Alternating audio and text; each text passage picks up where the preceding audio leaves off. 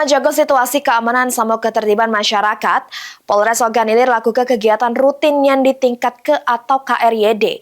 Razia ini dilakukan sebagai upaya preventif mengantisipasi tindak pidana 3C, yakni curat, curas, sama curanmor. Rekan-rekan sudah tahu semua. Ada ya.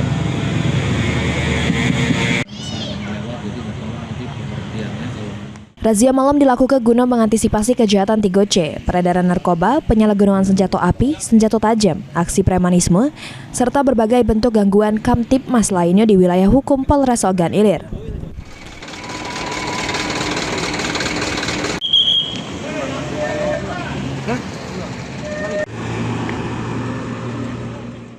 Kasih Humas Polres Ogan Ilir AKP Herman Yatoke, razia ini juga menitik berat kepada penanggulangan penyakit masyarakat pecah praktik prostitusi terselubung, perjudian, peredaran miras, penyalahgunaan narkoba, kemudian senjata tajam, senjata api rakitan, serta bentuk kriminalitas lainnya yang bisa mengganggu keamanan sama ketertiban masyarakat.